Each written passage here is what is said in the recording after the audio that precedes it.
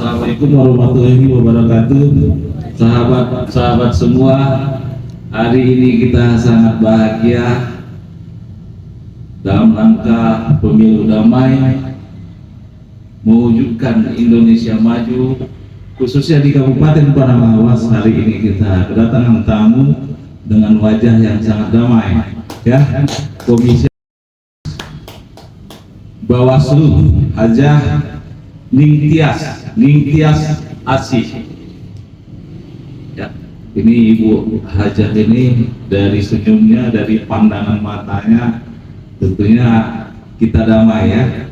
Hari ini kita dengan tema sosialisasi tentang penertiban APS. Nanti akan dijelaskan oleh Ibu kita yang sangat cantik, sangat manis, dan kebanggaan ibu-ibu di Kabupaten Padang Lawas. Tentunya baru kali ini ada ibu yang menjadi komisioner Bawaslu Kabupaten Padang Lawas. Ya, tepuk tangan. Silakan Ibu akan menjelaskan tentang APS. APS itu alat peraga sosialisasi. Alat peraga sosialisasi partai pemilu. Oh, silakan Ibu disampaikan kepada bapak-bapak dan ibu yang hadir dan penonton yang ada di Kabupaten Padang Lawas. Nah, itu silakan Bu. Assalamualaikum warahmatullahi wabarakatuh. Salam sejahtera, Om Swastiastu, Namo Buddhaya, salam kebajikan. Semoga kita semua dalam keadaan sehat walafiat dan selalu dalam lindungan Allah Subhanahu wa Ta'ala. Jadi terkait ini Pak, ya, banyaknya alat peraga sosialisasi yang ada di Padang Lawas yang sudah dipasang oleh partai politik atau di sini kami sebut peserta pemilu. Nah, Bawaslu Padang Lawas sesuai dengan surat edaran dari Bawaslu RI sedang melakukan sosialisasi. Nah, apa bentuknya? Yang pertama itu kita sudah memberikan surat himbauan berdasarkan dari surat himbauan dari Bawaslu RI. Kita buat Bawaslu Kabupaten Kota juga mengimbau kepada peserta politik. Kita sudah menyurati, mengimbau. Itu salah satu langkah kami. Nah, setelah itu yang pertama, dan itu sekitar 2 minggu yang lalu, dan di hari Jumat kemarin tanggal 3 November 2024 kita juga mengimbau kembali sekaligus mengundang peserta pemilu hadir ke kantor Bawaslu Padang Lawas dalam rangka rapat koordinasi penertiban APS ini, alat peraga sosialisasi pemilu 2024. Nah, di situ Pak, ya, sebenarnya APS ini ada mungkin beberapa pertanyaan, boleh nggak sih gitu kan Pak? Jadi APS ini diperbolehkan sesuai dengan PKPU nomor 15 yang sudah dirubah menjadi PKPU nomor 20 tahun 2023. Di situ pendidikan politik dan sosialisasi pemilu itu dibolehkan, tetapi ada syarat-syarat yang memang harus dipenuhi. Salah satunya tidak mengandung unsur ajakan, tidak mencantumkan nomor urut atau tanda paku yang ada paku terus dicobloskan itu Pak, ya. Nah itu. Jadi, silakan membuat sosialisasi dalam bentuk mungkin baliho atau stiker atau apapun, tapi sesuai dengan peraturan tersebut. Jadi kalau memang sekarang kita lihat Pak, ya, di Padang Lawas itu ada beberapa baliho yang ada gambarnya mungkin seseorang dengan nomor urut partai, tapi tidak ada nomor urut di bawahnya bahwa dia itu calon legislatif nomor sekian. Itu dibolehkan Pak, itu namanya alat peraga sosialisasi. Tetapi permasalahannya ini Pak, yang kita lihat dari hasil inventarisasi Panwaslu kecamatan kami di seluruh wilayah yang ada di Kabupaten Padang Lawas, ternyata ada beberapa APS itu yang sama dengan APK, alat peraga kampanye, yang seharusnya tidak dipasang pada saat sekarang karena belum tahapan kampanye Pak. Jadi tahapan kampanye itu tanggal 28 November 2023 sampai 10 Februari 2024. 75 hari kerja itu yang dibolehkan memasang APK tersebut. Sementara sekarang setelah penetapan DCT ini tanggal 4 sampai tanggal 27 November 2023 hanya APS yang boleh.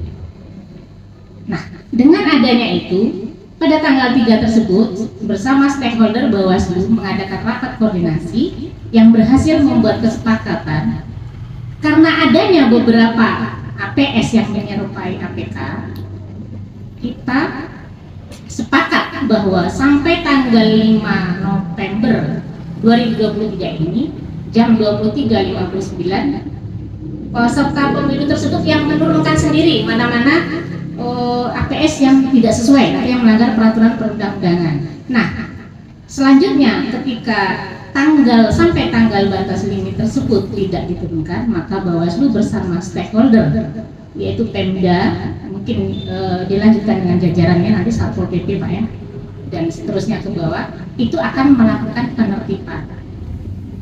Nah, itulah langkah-langkah dari Bawaslu Kabupaten Kota terkait dengan maraknya APS yang tidak sesuai dengan peraturan perundang-undangan atau menyerupai APK ini. Jadi insya Allah hari ini adalah terakhir dari deadline yang kita berikan kepada peserta pemilu untuk menurunkan sendiri.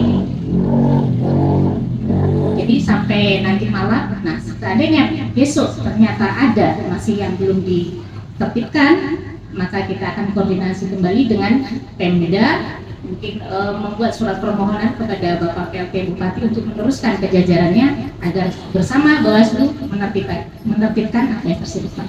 Begitu Pak.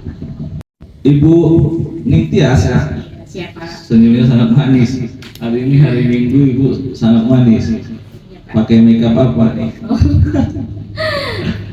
Apakah ada sanksi terhadap peserta pemilu yang tidak menurunkan APS-nya?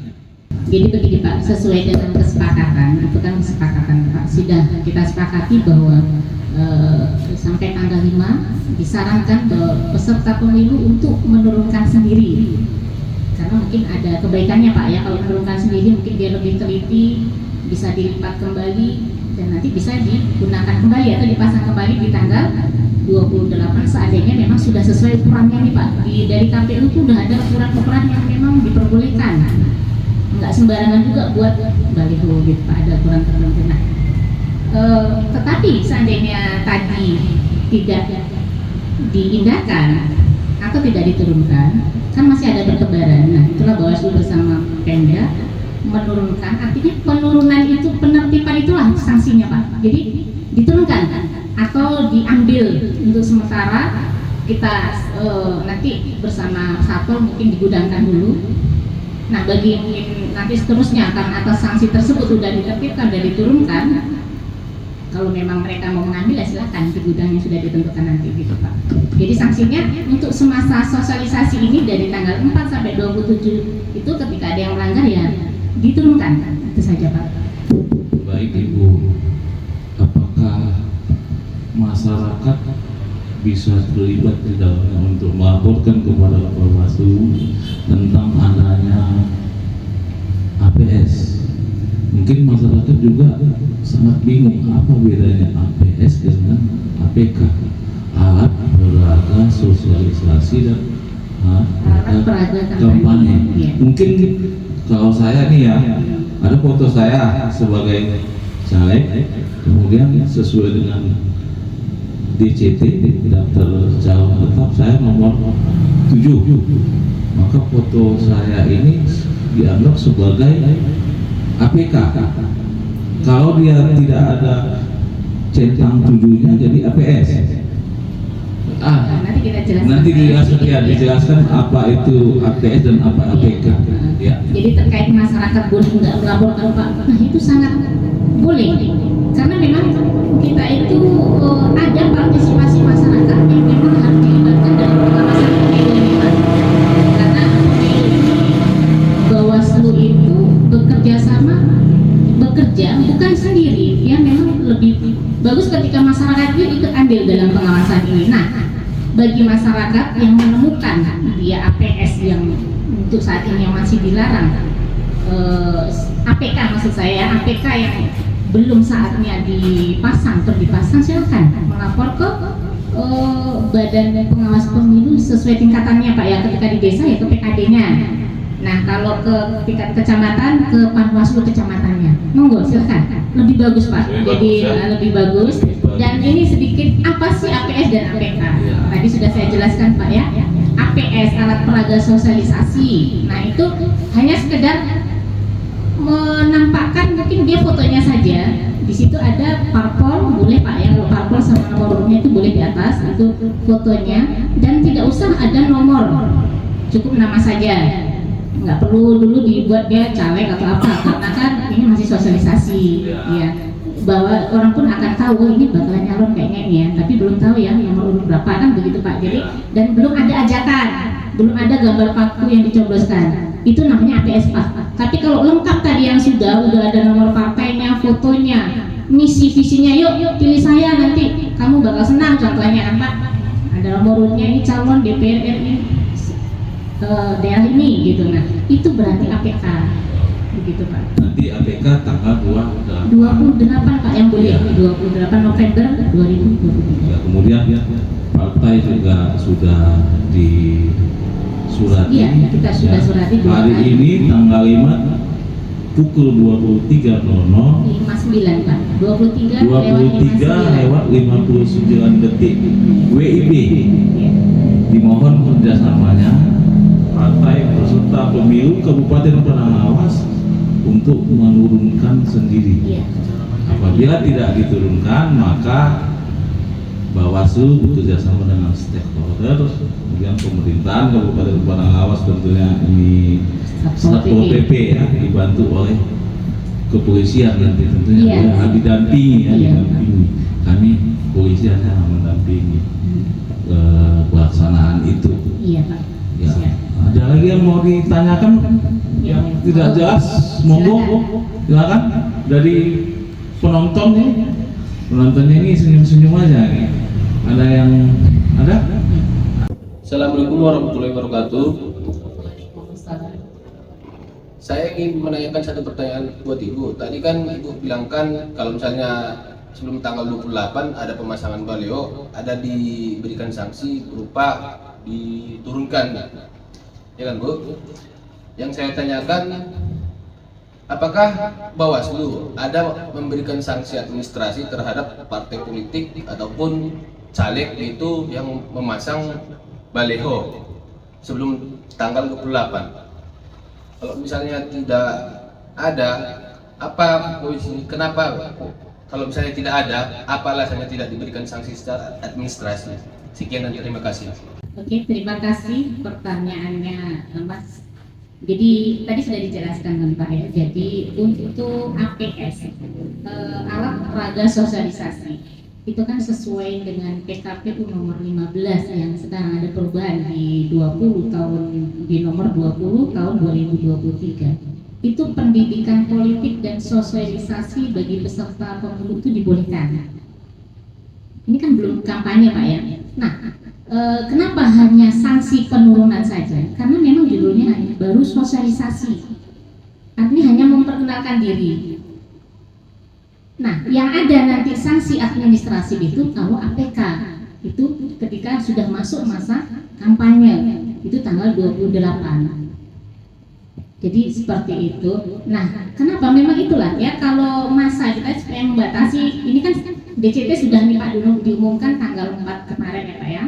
Itu 324 Iya, caleg legislatif DPRD kalau DPRD Kabupaten Penangawas ya. Iya. Nah, itu sudah diumumkan, artinya supaya direm dulu ini adalah masa tenggang, artinya tanggal jeda tanggal 4 sampai 27 mungkin mempersiapkan lah apa yang mau dikampanyekan nanti judulnya. Jadi nggak usah dulu memasang APK-nya. Kalau mau sosialisasi tadi silahkan. Nah, sosialisasi tadi selain baliho ini sedikit saya sampaikan, boleh pertemuan terbatas, tapi di kantornya.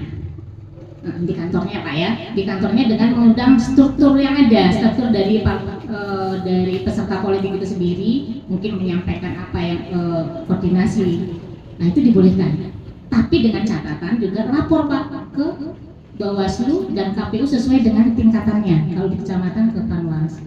Jadi sekali lagi tidak ada sanksi administratif karena ini hanya APS dan belum APK. Seperti itu. Sangat jelas ya.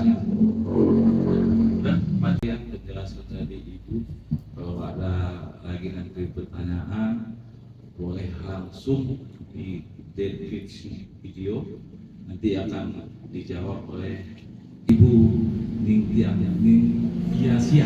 Iya sih Pak. Ningtyasih. Iya. Asalnya mana Bu? Dari Jawa Timur Pak. Tapi udah orang asli Jawa Timur, cuma sudah penduduk asli Padang Lawas juga ini. Orang Jawa Timur, Surabaya, Ponorogo. Dari Tuban Jawa Timur Pak. Tuban Jawa Timur, tapi sudah lahir di Padang Lawas. Besar di Padang Lawas. Sudah lahir dan besar di Padang Lawas. Sekolah dari SD sampai kuliah sampai sudah jadi komisioner Bawaslu, selalu di Padang Lawas, nggak pernah ke Jawa Timur. Ya Bu ya. Baik, terima kasih teman-teman. Acara hari ini semoga bermanfaat kepada partai politik. Kita selalu harapkan untuk bekerja sama dalam rangka pemilu damai untuk mewujudkan Indonesia maju. Demikian acara ini. Salam presisi.